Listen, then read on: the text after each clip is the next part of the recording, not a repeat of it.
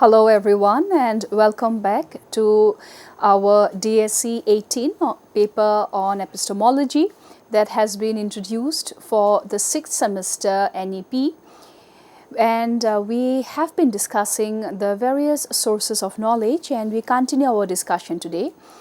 This is Dr. Ananya Barua, Associate Professor, Department of Philosophy, Hindu College. In our discussion today, we will be picking up on the three other sources of knowledge, which are deduction, induction, and abduction.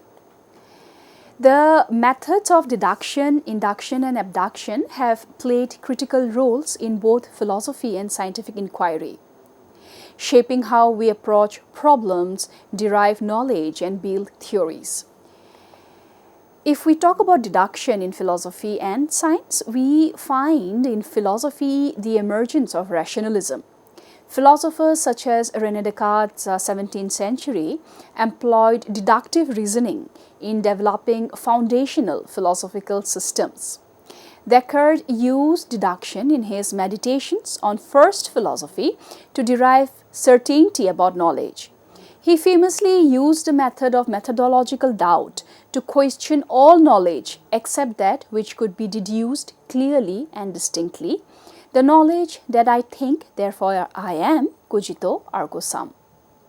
Now, we see that in logic and syllogisms, Aristotle too, from the 4th century BCE, who is often considered as the father of formal logic and syllogistic reasoning, is nothing but a form of deduction that he had used.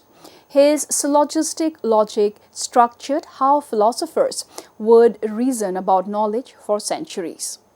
A typical syllogism might involve a general principle, for example, all men are mortal, and a specific observation, like Socrates is a man, leading to the conclusion Socrates is mortal. We also find in mathematics and theoretical science, largely when we talk about deduction in science, that deductive reasoning is crucial in mathematics and theoretical physics, where knowledge builds on established axioms and laws. For example, Euclid's geometry is based entirely on deductive reasoning from axioms and postulates. Similarly, Newton's law of motion in classical physics were formulated using deductive reasoning from first principles.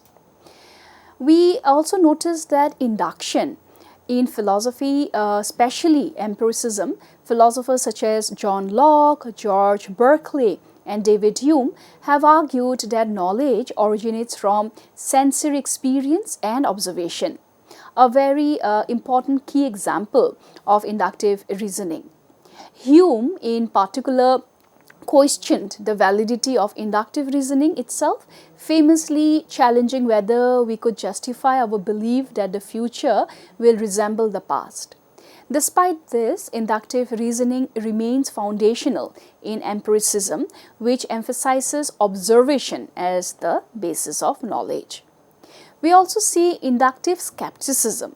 Now, inductive skepticism in Hume's critique of induction, known as the problem of induction, is a major philosophical milestone.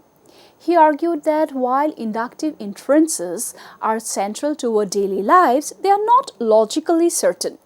His skepticism led to ongoing debates about the justification for inductive reasoning in philosophy. Now that we have touched upon deduction and induction, it is now time to talk about abduction. Abduction is a lesser known source of knowledge, but nevertheless a very vital part in our source of knowledge. In pragmatism, the philosopher Charles Sanders Peirce is considered the father of abduction. Peirce introduced abduction as a form of reasoning distinct from deduction and induction, focused on generating the best explanation for a set of observations. He argued that while deduction provides certainty and induction provides probability, abduction gives us plausible hypotheses to test. This was groundbreaking in philosophy, particularly for theories of inquiry and knowledge generation.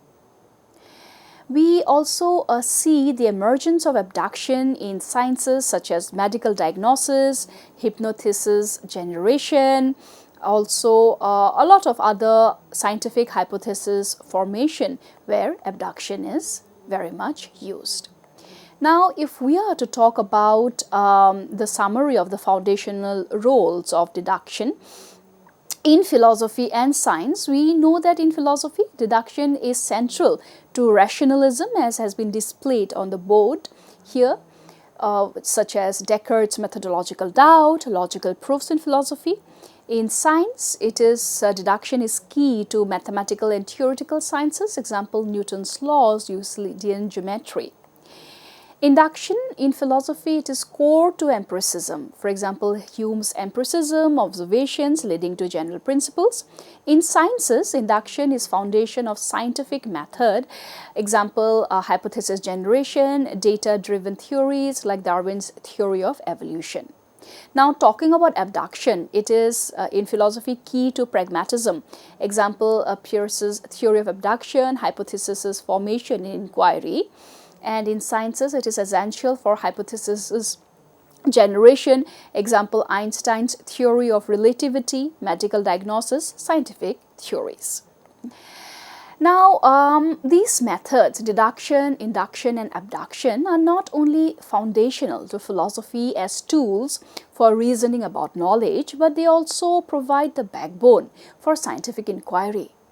Deduction offers certainty based on known truths. Induction allows us to generalize from observations to create theories, and abduction helps us generate plausible hypotheses in the face of incomplete information. Together, these methods form the toolkit by which humans have advanced their understanding of the world, both philosophically and scientifically. So with this background in mind, we are good to delve into the world of epistemology, which is the study of knowledge about deduction, induction, and abduction in details. These three primary methods of reasoning or logical inferences are thus used to generate knowledge. Each method operates differently and is used in distinct contexts to arrive at conclusions or insights. So, in detail, when we talk about deduction, deductive reasoning is a process where conclusions are drawn from a set of premises that are considered true. If the premises are true and the reasoning is valid, the conclusion must also be true. This is a top-down approach. So, how does it work? For example, deductive reasoning starts with general principles or laws and applies them to specific cases. It involves a syllogism, which are a major premise, a minor premise, and a conclusion are linked logically. Major premise example, all humans are mortal. Minor premise, Socrates is a human. Conclusion, therefore Socrates is mortal. So, as you can see, this is a top-down approach. The strength is this: the conclusion is logically certain if the premises are true. Limitations of deductive reasoning: if any premise is false or the reasoning is flawed, the conclusion can be incorrect. Deduction does not introduce new knowledge. It simply refines or elaborates upon existing knowledge. Now let's talk about induction. Inductive reasoning involves drawing generalized conclusions from specific observations or instances. It is an bottom-up approach, moving from specific data to general principles. So how does it work? Inductive reasoning starts with particular facts, observations, or experiences and infers a general rule or law. The conclusions reached through induction are probabilistic rather than certain, meaning that they are likely but not guaranteed to be true. For example, say observation 1 is the sun has risen every day in my life. Observation 2, the sun rose today. Conclusion, therefore the sun will rise tomorrow. Strengths: induction allows us to make predictions and create generalizations about the world based on evidence.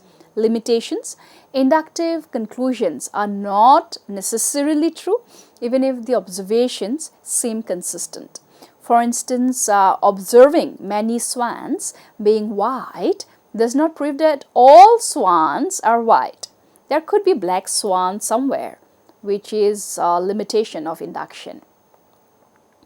Abduction, on the other hand, is a process of inference that starts with an observation or a set of observations and then seeks the simplest and most likely explanation. It is often referred to as inference to the best explanation. So how does it work? Abduction works by finding the most plausible hypothesis that can explain the observed phenomena. It is often used when we have incomplete information and need to make the best guess about the cause or explanation. For example, observation: the grass is wet. Possible explanation 1 is maybe it rained last night. Possible explanation 2: someone watered the garden. Conclusion: given the circumstances, example, no one watered the garden, the most likely explanation is that it rained last night. So the strength of abduction is that it is flexible and useful in situations with incomplete or ambiguous information. It allows for creative and tentative explanations to be tested. Limitations: abductive reasoning can lead to false conclusions if the best explanation is not actually correct. Unlike deduction, it does not guarantee the truth of the conclusion. Now, if we compare the reasonings or the sources of knowledge of deduction, induction and abduction, we can see on this PPT here. Method of deduction: type of conclusion for deduction has to be certain. Certainty is high if premises are true. Source of knowledge: general principles applied to specific cases. Induction: type of conclusion is probable. Certainty is moderate. Source of knowledge: generalizing from observations or experiences. Method of abduction: type of conclusion likely explanation. Certainty is moderate. Source of knowledge: best explanation based on available evidence. So, deduction provides certainty when premises are true, offering knowledge that is logically derived from existing facts. Induction allows for generalizations and predictions based on patterns in observed data, but these conclusions are not guaranteed to be true. Abduction seeks the most likely explanation for a given observation, useful in situations of uncertainty or limited information, but its conclusions are provisional and could be mistaken. So, what is then the summary of the three sources of knowledge that we have discussed so far? We can say that in daily life, these methods often work together. We observe patterns, make generalizations, and then deduce specific conclusions or hypotheses to test. These three methods of reasoning have been foundational in both philosophy and scientific inquiry. The contemporary relevance of deduction, induction, and abduction in epistemology is evident in a variety of fields, from scientific research and technology to social sciences and ethics. The methods continue to shape how we generate knowledge, form hypotheses, and make decisions in a rapidly evolving world.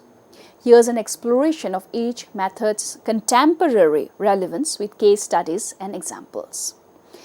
Relevance: deductive reasoning remains crucial in fields where certainty and logical structure are required.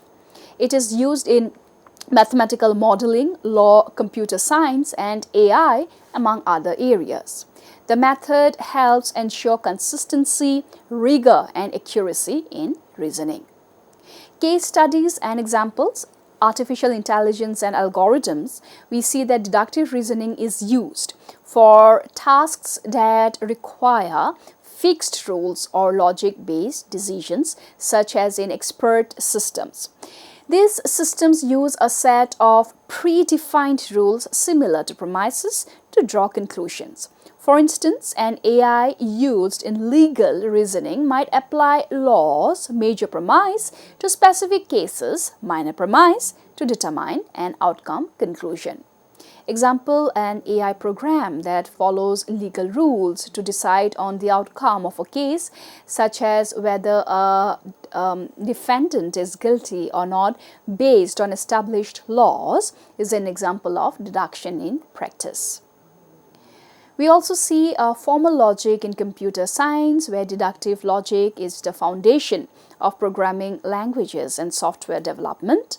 In programming, when constructing algorithms, developers use deductive reasoning to ensure that their programs work according to predefined rules, such as logic gates in circuit design.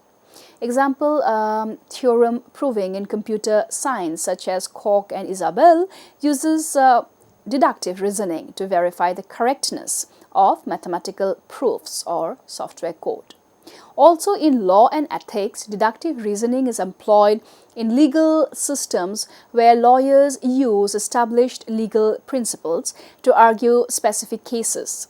Similarly, in bioethics, deductive reasoning helps build ethical frameworks for medical practices based on general moral principles. In a courtroom, for example, a lawyer may deduce from the laws surrounding self-defense that if the defendant was under immediate threat, they acted within their rights. Now, what are the contemporary challenges of deduction? So, the limitation of deduction, we see the reliance on deductive reasoning may be limited when dealing with complex real-world situations that are dynamic or not entirely governed by fixed laws. This is particularly true in social sciences or ethics, where human behavior and morality are not easily deducible from a set of premises. Induction. Now let's talk about induction in contemporary contexts. So the relevance of inductive reasoning plays a central role in empirical research, scientific discovery, data analysis, and even in everyday decision making. It is essential for making predictions based on patterns observed in data, particularly in an era of big data and predictive analytics. Case studies and examples of inductive reasoning can be seen in medical research and public health. Inductive reasoning is used to generalize from clinical studies to broader populations. When a new treatment is tested on a small group of patients, researchers use inductive inference to predict how it will affect a larger population. For example, the rapid development and approval of the COVID-19 vaccines utilized inductive reasoning. Based on trials with specific groups of individuals, researchers generalized the safety and efficacy of the vaccine for the broader population. So the case studies and examples of inductive reasoning can be seen in climate science. Climate scientists rely heavily on inductive reasoning to infer long-term trends from current observations. By observing weather patterns and temperature shifts over decades, scientists can make predictions about future climate conditions. Example, the IPCC, or the Intergovernmental Panel on Climate Change, uses inductive reasoning based on extensive data collection from around the world to project future climate changes, helping to shape policy and international agreements. Market research and predictive analytics. Businesses use inductive reasoning to analyze consumer behavior and market trends based on large data sets.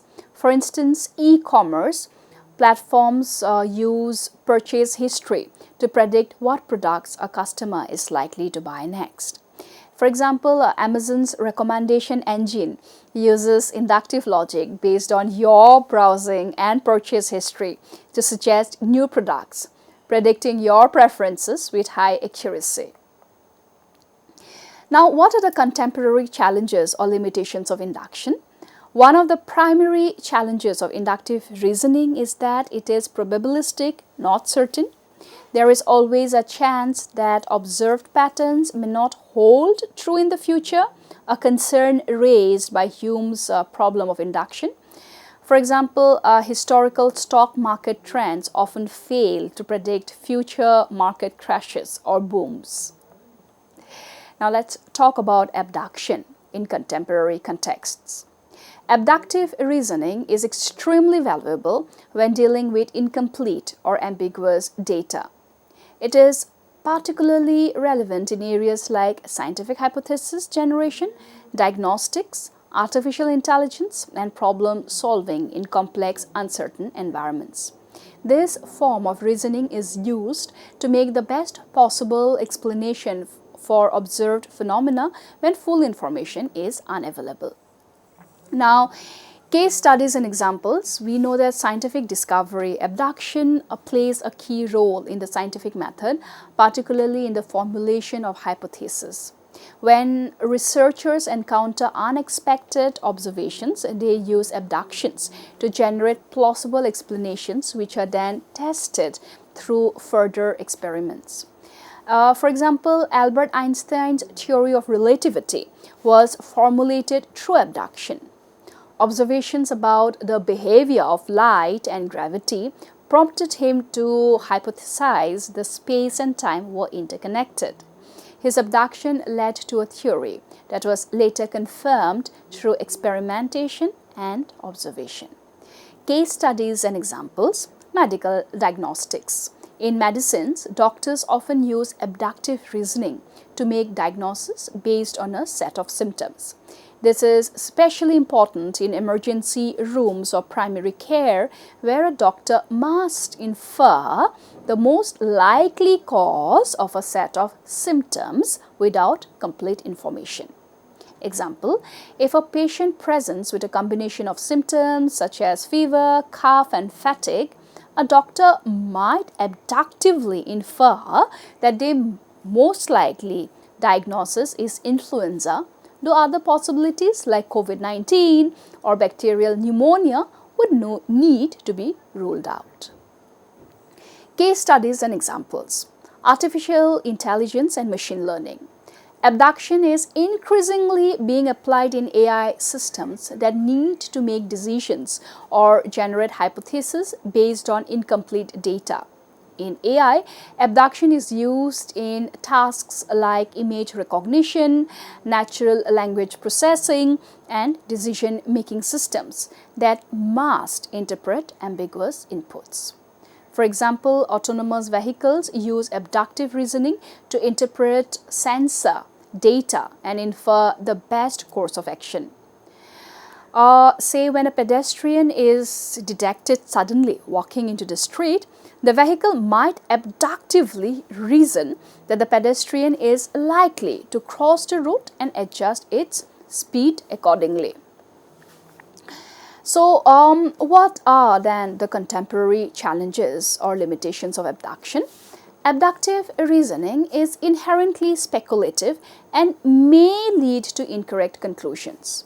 The best explanation inferred by abduction is not always the true explanation. This is a concern, particularly in AI systems that might make errors when interpreting complex data. So, we continue with a summary of the contemporary relevance in our next discussion. Thank you so much.